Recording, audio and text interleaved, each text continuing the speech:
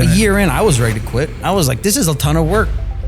When you're not making money after your first year, but you're out every day in the heat cleaning garbage cans, and you're just like, all right, I'm going to keep going. So I get why people give up in 6 and 12 months, because they think it's going to be this, they're just going to make $1 million their first year, which is insane. I know what it's like.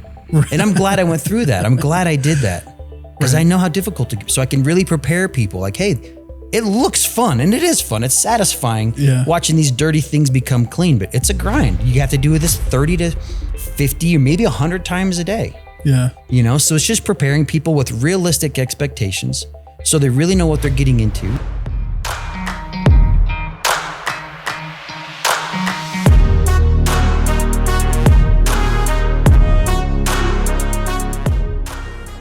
All right.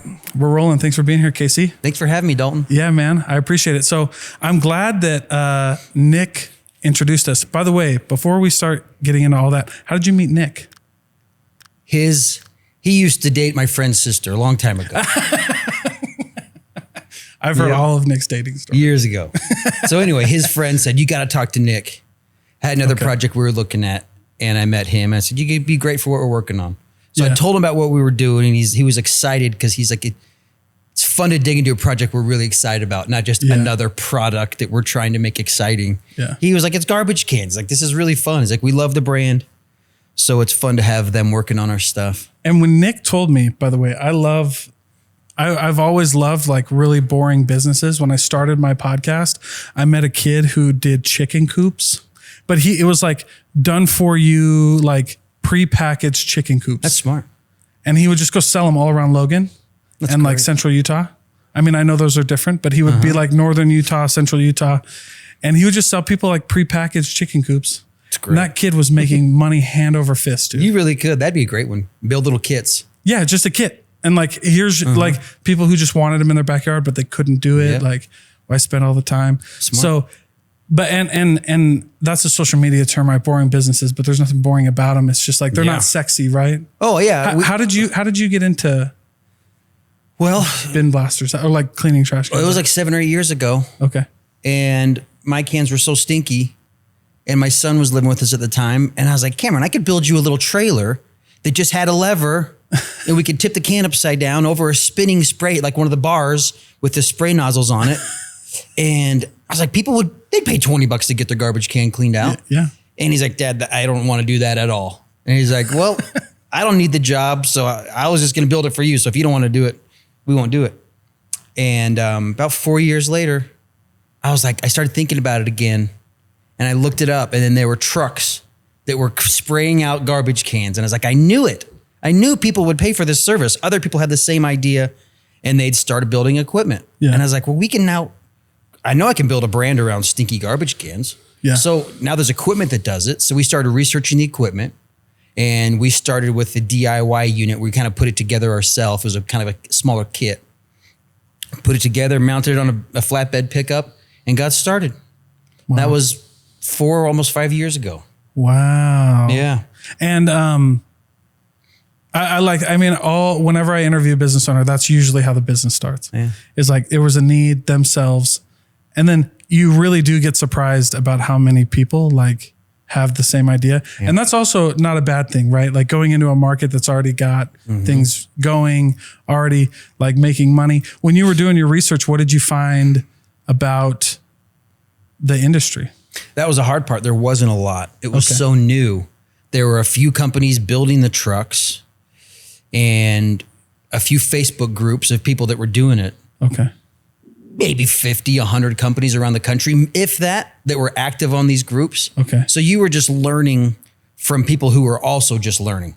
And so when I started realizing, all right, this isn't really like, I'm not getting much out of these groups because they're all just brand new, but I was coming from a marketing background. So I was like, I know I can market this business and the equipment's taken care of. Now we just have to grow the subscriber base. Yeah. And so, you're surrounded by garbage cans. They're everywhere. Then it just becomes, what's the easiest sign-up process? How do you keep them? How do you keep them loyal? And then just figuring out those processes and the systems that make your business grow. Wow. And that's, we're still doing that. That's a simple business, as simple as it seems, just cleaning out garbage cans. There's a lot of moving parts. Well, and the moving parts being. Sorry. Oh, wait, are you asking yeah. What are all the moving parts? So, well, first off, when I was out in the truck, I spent 18 months in that truck blasting those bins. I was answering every phone call, cleaning every garbage can, making every video, taking every customer service call. Like I was running that business for 18 months, and the capital wasn't there to hire somebody, and I was too new and too rookie to know that I should have been hiring somebody. I'm just doing all these things because I wanted to control it all. Yeah. And as soon as we put a driver in the truck, everything changed. I was like, oh, I can get so much more done now. And then we really started to grow the business and started to get into franchising and really build out what we've been growing for the past 2 years. Yeah. So before you started franchising, how long were you in business for? 18 months. 18 months. Yep. That's crazy, dude.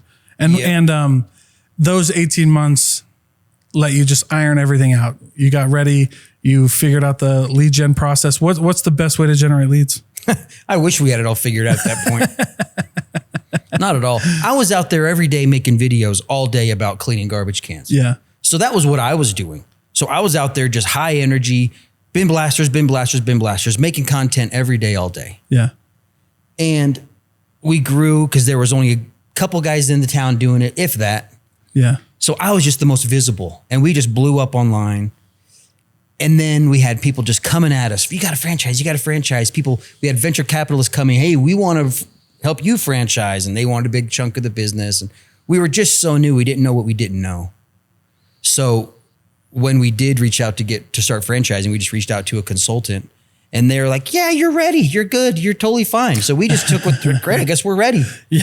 And we became a franchisor and sold, 5 or 6 locations right off the bat, and then realized, like they're not all out doing what I was doing. They can't just replicate what I was doing. Right. Like they're not growing as fast as we were. Like there's a lot we have to really get in place.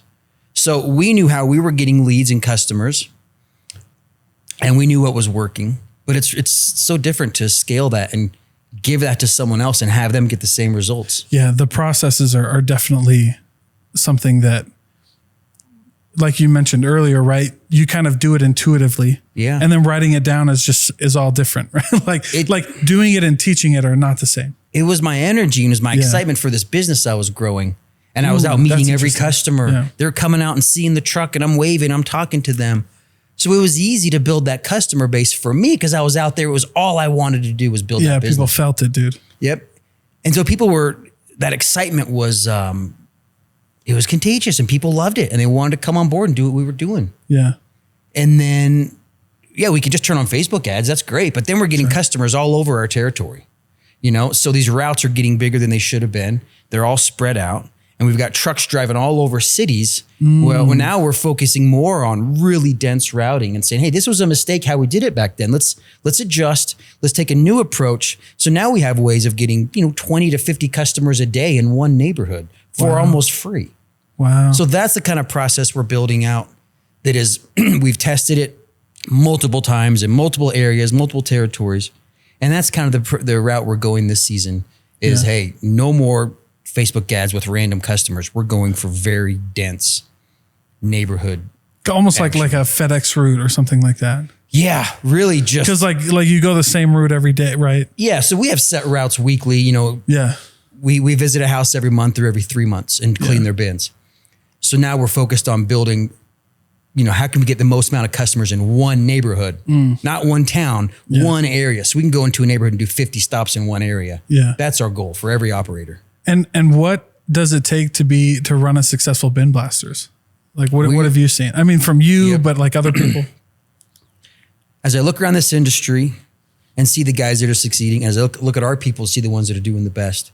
They have previous business experience, previous sales experience, customer service. They have grown something or have been part of something that has grown rapidly, and they understand that how important the customer is. Processes they follow, they're coachable. They can help us mentor people.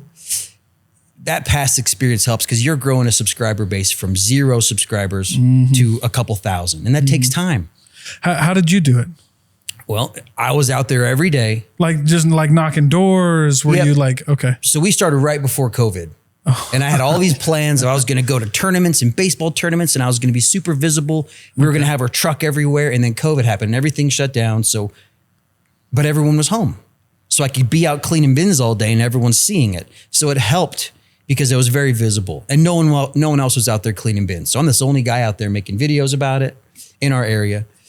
And so I was just super visible, and I made videos nonstop. And those videos were pushed out to a local audience. Yeah. And so they were just seeing it and just growing. And we just grew organically and through a lot of Facebook ads, testing those Facebook ads, wasting a lot of money on marketing things that didn't work. Okay. But it comes down to that consistency. And I can't really just say, go do these things, because it takes everything. It's the branding. It's your Google page. Right. It's how you're answering the phone. It's if you answer the phone. How quickly are you calling people back? Like, home services are notorious for just being poorly ran. You know, you can never get someone on the phone. They never call you back because it's usually one guy running his business. That was me. Yeah. And you just can't take every phone call. Right. So I wanted to, it's like, all right, now I know what bin cleaners are going through. Yeah. They're investing in these super expensive trucks, $150,000 to $200,000 for a brand new bin cleaning truck. And they have no idea how to grow their customer base because the person selling them that truck told them it was going to be fairly easy. Yeah. And there's cans everywhere. You can just get out there and just grow your business. Yeah. And when it doesn't happen quickly, they get discouraged, they give up, and then they're selling that truck. Dude, I think there's something to be said about a franchisee or just a business owner in general.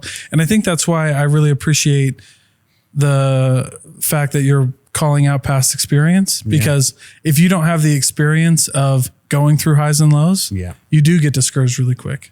This is not the business for a brand new first-time business owner. Unless you've just got pockets of money and you're just ready to dump it into marketing, or if you just ready to listen, kind of like what you said, or if you're just ready to go, do like free cans, knock doors. You have to get out there in those neighborhoods and show people what your machine can do. You've got a dishwasher for garbage cans mounted on a truck. That's freaking sick. Nobody else has that, right? Yeah. You can't go to Lowe's and get it. You can't you can go to Lowe's and be in window cleaning in 10 minutes. You can be in a lawn cleaning business in 20 minutes, you know? You can't just get into cleaning bins quickly and easily. Yes, that's true. Because like I mean, if you don't have something like that, then it's a lot more manual, and then it's not really worth it, right? Like I've seen kids do it for like fundraisers, and they get like a power washer out there, but like you just watch them struggling, and they're like, dude, come on. The more visibility bin cleaning gets, the more people you see out there with a Camry and a pressure washer from Target, you know, pulling it out, and they're just like, I clean bins. I'm like, and they don't last long because that's torture and it's very disgusting and it's hard. Yeah. But they think I could spray out a garbage can. Yeah, of course you can. And I could show up at your house and clean your carpets with a bucket and a scrub brush and a vacuum. I technically could do that. Yeah. But you got to have the right equipment. It's There's something expensive. about the process and equipment. Yeah. And so, but it's not the only piece. And the equipment builders kind of make it seem like it's going to be an easy road, you know? Yeah. You just put this big truck on the street and it's got billboards on the side and your phone's going to ring. Well, if that was true, there wouldn't be a constant flood of brand new bin cleaning trucks for sale. Wow. Dude. And yeah. So this is not an advertisement. Well, and when you talk about home services just in general, it's always hard work. It is. Like it's always you hard have work. to get out and do it. I chose bin cleaning because I didn't have to be at the house for 30 or 40 minutes. Yeah. It was going to be a quick job. The machine is doing most of the work. I still got to get the can and put it in the grabber. Still going to lift it. I'm going to spray the outside. I'm going to spot clean this thing, but I'm not in there scrubbing those cans, right? Yeah. And we can stop at a house and 2-3 minutes later, we're done. And we've cleaned 2 filthy garbage cans in a couple minutes and we're on to the next house. Now, let me ask you this. I'm a homeowner. I have cans, right? What's the pitch, for lack of a better word, to like get somebody to come on board with having their trash cans clean? Because it's kind of one of those things that's like, it's annoying, right? Like every time you take it out, but I only take it out once a week, right? Unless it's like something wild. Yep. And then, I mean, for me, it's always like, I've just kind of lived with it. I guess I've never had an alternative, right? Yeah. Yeah, that's it. A lot of time there hasn't been an alternative. They didn't realize they could get their cans cleaned. Yeah, that's true. And once they do, if it's something you want, you're going to sign up for that service. I'm not having to convince anyone to get the garbage cans clean. Right. We just present an option. Hey, this is a problem we can solve. We give them a great price point and make it really easy to sign up. Yeah. What's the typical price point? $20 a month for one can, add another one for 10.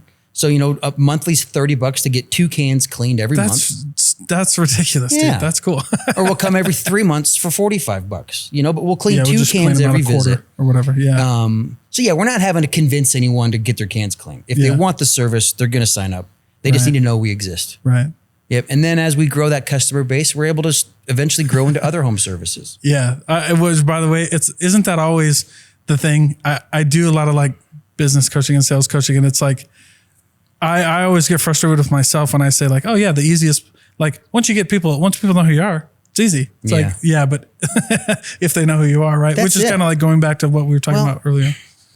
We just never stopped, right? A year in, I was ready to quit. I was like, this is a ton of work because my partner was in St. George.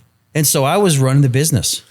And when you're not making money after your first year, but you're out every day in the heat cleaning garbage cans, and you're just like, all right, I'm going to keep going. So I get why people give up in 6 and 12 months, because they think it's going to be this, they're just going to make $1 million their first year, which is insane. But they really think, well, I can clean 2 cans in 5 minutes for $50. I could do that all day, every day.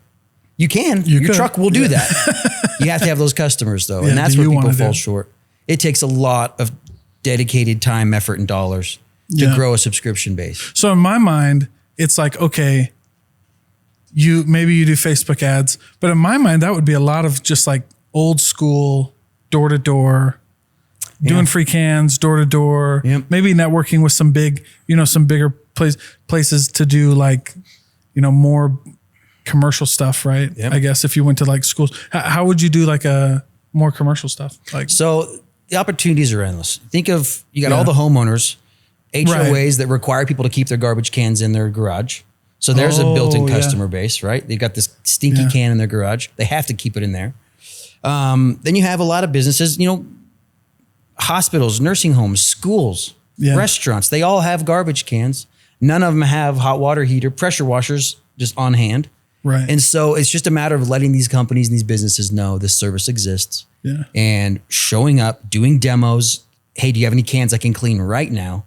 Yeah, and show them what you can do. Show them what this machine does and how quickly it can solve their gross problem. Because if we're not solving it, they're out on the back loading dock with a hose, cold water, which isn't killing anything. And they're just dumping bleach in it. And they're probably filling up a can with 50 to 100 gallons of water. Bleach doesn't do anything. Bleach technically takes like 45 to 60 minutes to actually kill anything. Right. Well, that's what I'm saying. Yeah, it doesn't really. And so they're just dumping bleach and cold water in there, sloshing it and dumping it out. Yeah. Nothing's fixed. You just clean it out a little bit. And no one wants to do that. So we provide a solution. We solve a problem quickly. I mean, I can dig it, dude. Yeah. So when you finally got this kicked up, how many like cans were you doing a day when you were finally kicking it up? Yeah, it was crazy. I got to where we were averaging 30 to 50 stops a day from Santa Quinn to Lehigh. Good Lord. So I'd hop in that truck in the morning about 8 o'clock and I'd drive up to the top of our route, usually around Alpine or Highland somewhere, and work my way back all the way through Utah County. Be in that truck for about 8 hours, doing 40 to 50 stops. And then I'd be down and be like, I'm never doing this again. I'm so sick of it. The next day I'd be so pumped. Like, let's go. And I'd be out there making more videos, cleaning more. Honestly, those videos kept me going. Cause I was like, they made it fun. They made it fun. It's like, I got people that are watching. Yeah. Like they're expecting me to make a video and they're curious what I'm doing today. So I just keep making videos. And that kept me going. Okay. Really I think that's another interesting piece there. Yeah. Of like,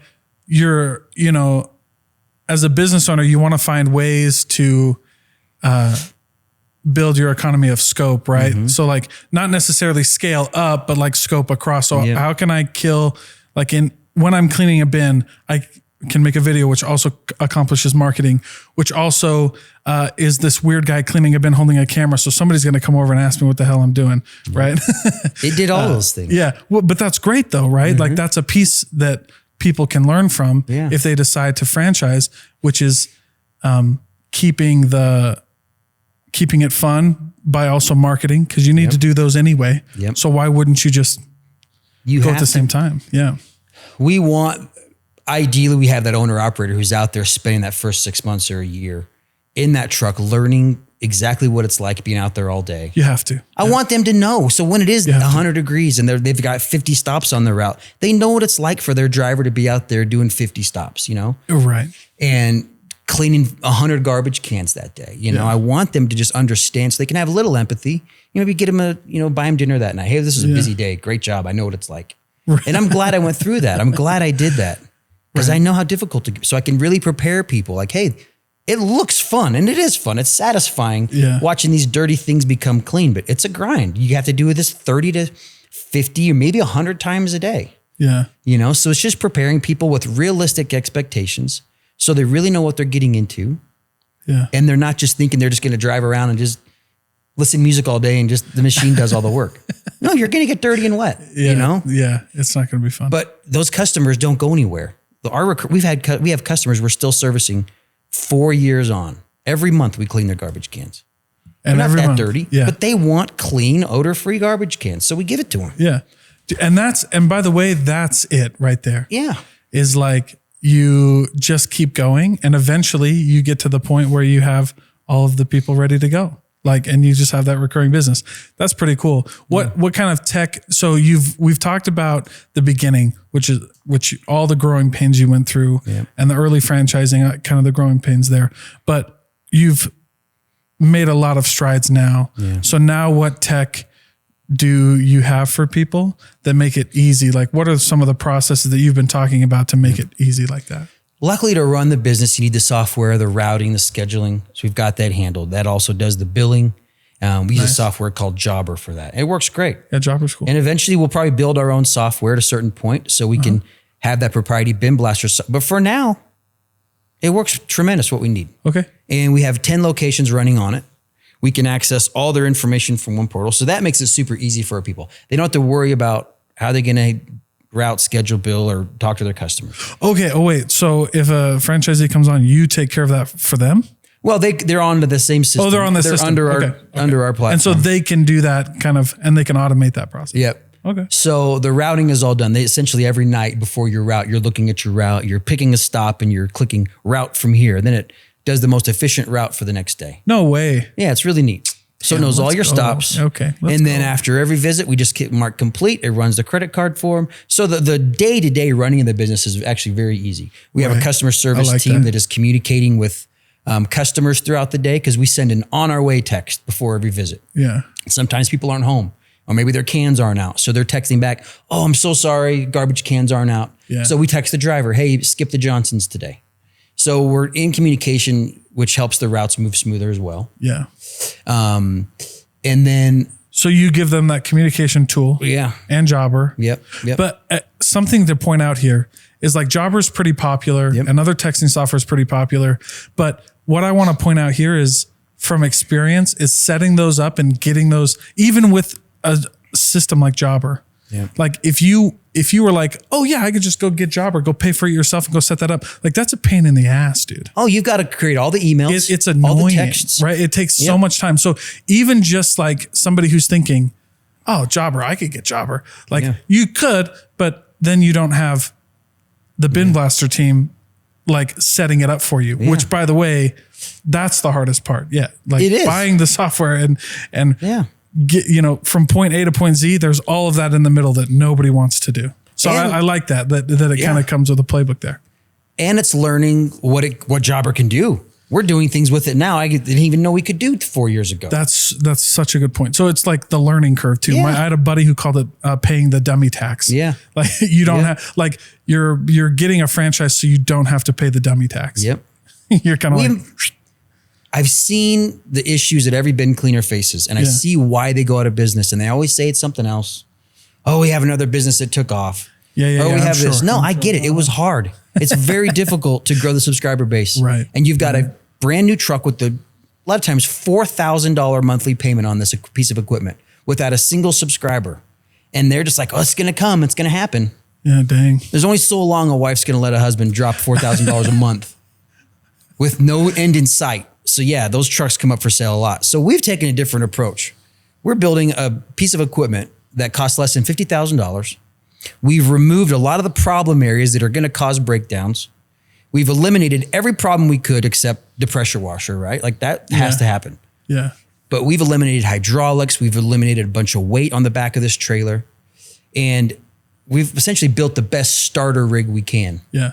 Because we want people to get in for the least amount of money so they can become profitable quickly and grow this thing. And when they're ready, let's get you into a big truck that's going to clean even more bins. Which is such a great idea. You kind of like need learn it right it. Yeah. now. You kind of learn it. It's this huge thing. Yeah. It's overkill when you're first starting out. Wow. So let's get you a great starter rig, teach you how to use it, teach you how to maintain it as easy as possible. Yeah. And then when you're ready, we'll bump you up to a truck. Yeah. Because the potential there is you get on your feet quicker, you have lower overhead, you can focus on actually getting customers the right way and not having to worry, because that would be the issue, right? If you get one of those big things right off the bat, then you're worried, then you're in like desperation mode. You are in total desperation mode. And nobody buys from people who are desperate. You've got this thing that you got 1 month grace, right? You get this truck and 1 month later, your first payment's due. But the builders just pump these things out and they only give them that one option. There's so many options to fund your business.